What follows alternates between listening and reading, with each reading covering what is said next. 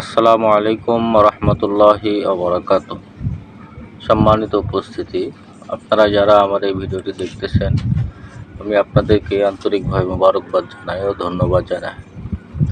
এই ভিডিওটিতে আমি আজ আপনাদেরকে দেখাবো সাধারণত শরীর বন্ধর জন্য আমি যে তদবিরগুলো করে থাকি সেগুলো আমি আপনাদেরকে আজ দেখানোর জন্য ইচ্ছা করেছি। অনেক কাজ থাকে যার কারণে ঠিক মতন আমি আপনাদের কাছে ভিডিও পোস্ট করতে পারি না, ভিডিও দিতে পারি না।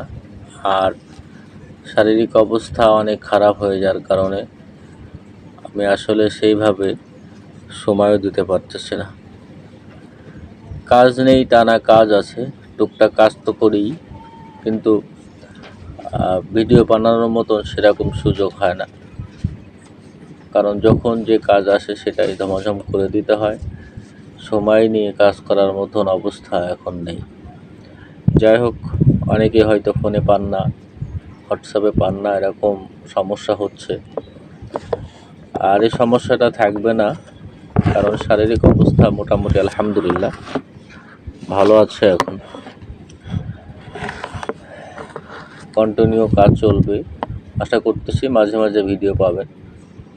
কাজের চাপ এত পরিমাণ যে আসলে ভিডিও করাটা সম্ভব হয় না। সর্ব কথা হচ্ছে, আপনারা আমার জন্য দোয়া করবেন, আমি আপনাদের জন্য দোয়া করি। এই যে বন্ধটি করতেছি, এই বন্ধটি হচ্ছে আগে দেওয়া ছিল, তাদের বন্ধটা নষ্ট হয়ে যাওয়ার কারণে আবার আমাকে নতুন করে দিতে হচ্ছে। দেখেন, তদবির নষ্ট হয় শুধুমাত্র কয়েকটি কারণে। সেটা তার এক নম্বর কারণ হচ্ছে আমরা যে মোম দিয়ে আটকিয়ে দিই, ওই মোমের ভিতরে যখন শরীরে পড়া থাকে, ওই শরীরে পড়া থাকা অবস্থায় অনেক সময় আছে যে ওটা গরমে সাইডে নরম হয়ে যায়, ভিতরে পানি ঢোকে। এইসব একটা কারণেই মাদুলি নষ্ট হয়, কিছু মাদুলি ছিদ্র হয়ে যায়, এসব কারণেই মাদুলিগুলো নষ্ট হয়। তাছাড়া সাধারণত আমাদের তদবিরগুলো নষ্ট হয় না। ওই জন্য সম্মানিত ভিউয়ার্স, আমি অনেকগুলি তদবির করব আজ। তার ভিতরে কোনো রকম বসে পড়ে টেবিলের উপরে মোবাইল থুয়েই মনে করলাম যে একটুখানি ভিডিও করে দেখাই, তাই ভিডিওটি করা। দেখেন, এখানে সতর্কতার বিষয় হচ্ছে, আপনি যখন তদবির করতে যাবেন, আপনাকে হুজুর পাক সাল্লাল্লাহু আলাইহি সাল্লামের শানে দুরূদ শরীফ পাঠ করে নেবেন। নিয়ে তারপরে আল্লাহুস সামাদ শব্দটি বেশি বেশি করে পড়বেন। পড়ে তারপরে আপনি তদবিরগুলো আর নিয়ম মতন একটার পর একটা সাজাবেন। এই সাজানোর একটা নিয়ম আছে, সেইভাবে আপনাকে সাজাতে হবে।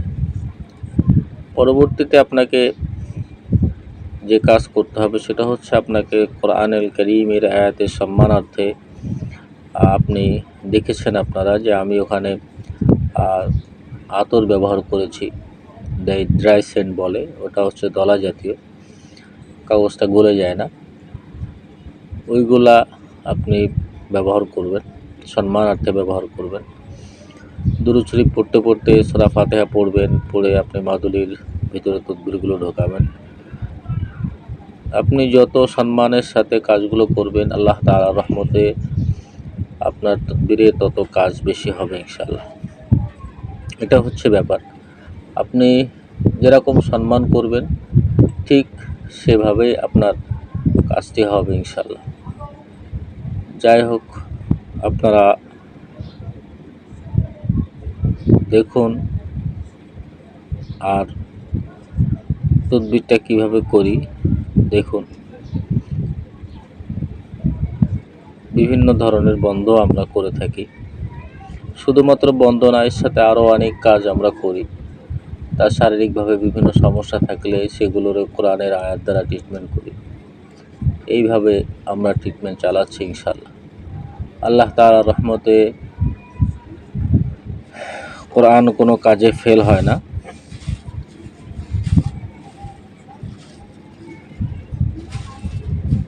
বিশ্বাস এবং আস্থা রাখতে পারেন, বিশ্বাস এবং আস্থা রেখেই আপনি আপনার কাজটি পরিপূর্ণ করবেন ইনশাআল্লাহ।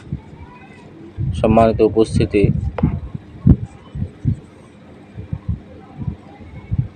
যে মাদুলিগুলো আমি করতেছি, এখন যে মাদুলিটি ভরবো এটা হচ্ছে একজন গর্ভবতীর মাদুলি। তেনার বিভিন্ন সমস্যা আছে, যার কারণে আমি মাদুলিটারে এইভাবে ভরে দিচ্ছি। ওইটার থেকে কিন্তু এটার দোয়া আমি অনেকটাই বেশি দিয়েছি, এটা আপনারা দেখেই বুঝতে পারছেন। বেশি দিয়েছি তার একটা কারণ হচ্ছে,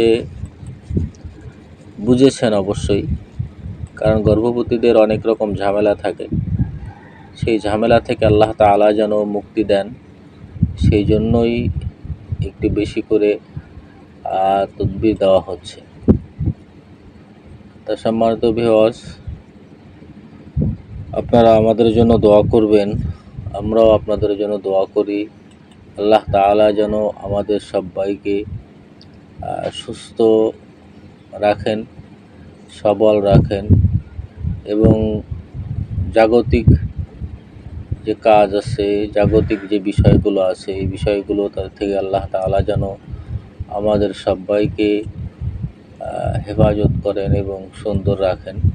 এটা হচ্ছে আমাদের আল্লাহ তাআলার কাছে কামনা, যে আল্লাহ তাআলা যেন আমাদের সবাইকে পরিবার নিয়ে সুন্দর সঠিকভাবে থাকার তৌফিক যেন আমাদেরকে দান করেন। সকলে আমার জন্য দোয়া করবেন, আমি আপনাদের জন্য দোয়া করি। আজ এ পর্যন্তই।